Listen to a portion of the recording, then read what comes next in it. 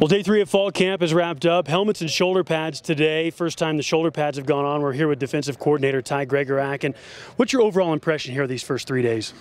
Well, it's hard to get a true impression. First day of pads to first day of real ball, so to speak. But it's cool to see the old guys. I mean, they understand the standard, they understand the culture. It's fun to watch them run to the football, and you can see who's been in the program for a year, 2 years, 3 years now, and who's brand new to the program. Because all those guys are good kids. They're good football players that we brought in.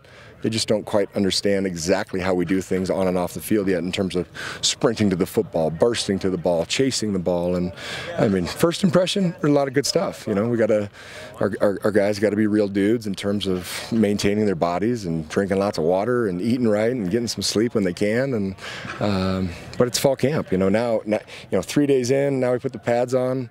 It's going to be fun to watch who pushes through the soreness and the pain.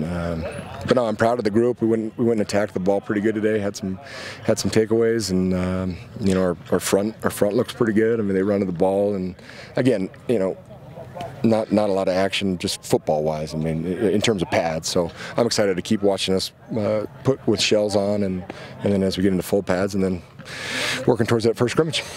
And then you mentioned the front, the defensive front, the front seven. The thing that really stands out with that group, great size. You guys have a lot of length. You have a lot of size.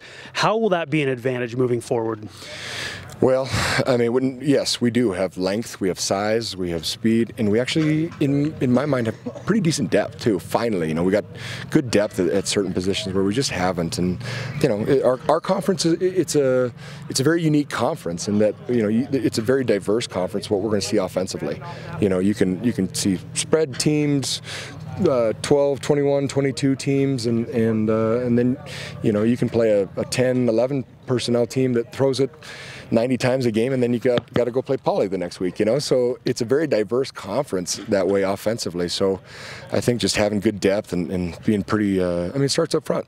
So I think we got a good front, and frankly, I think some of the new additions we have in the back end are going to be really, really helpful to us. I think we're going to be able to play a little tighter coverage at times when we couldn't in the past, and rush 4 to 6 and even 7 at times, a lot more than we've been able to do in the last couple years. And that was my next question. How does the competition you're seeing on the back end and some of the dudes you've brought in to fill spots back there, how does all that raise up the pass rush and then kind of tie everything together? Well, but the pass rush makes them better. That's right. The thing. If we're getting heat on the quarterback, even if we're not sacking the quarterback, as long as we are pressuring him and hitting him, and we can't hit our guys obviously, but that's going to make our secondary that much better. But yeah, if we got confidence and trust as coaches to go out there and say, you know what, that dude, he can cover him. We're good out there. It's going to make our lives a little easier and give us the flexibility to do a little more maybe than we have in the past in terms of some man coverage or man pressure. And we'll just see. The defense is the defense. It's been an evolution over the last couple years. I like where we're at. We're not, we got 25 days or whatever it is now to keep getting better, and we got a great outfit coming in here in 25 days. So, and then finally, you mentioned it's not totally the same until you put on full pads and get full tackle to the ground situations. So in these first 3 days, what are you able to evaluate before it's full go? Posture, working different fits and pad level, eyes, fundamentals. That's the thing. The first 2 days we're basically strictly fundamentals, with a little bit of team at the end, mixing a little 7-on-7, but we call them fundamental days.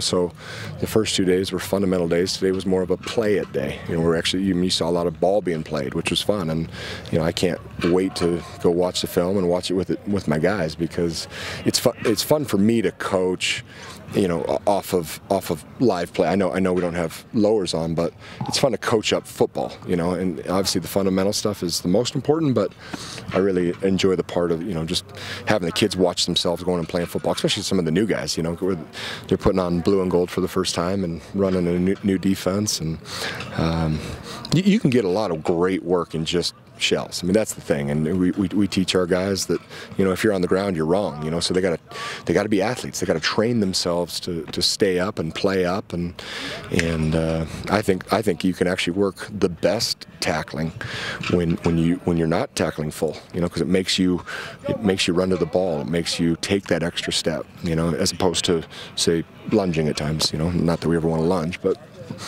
we've got good work the last 3 days. I mean, ask these guys if they've had a lot of work. So it'll be fun to watch them progress and see how the rest of the camp goes.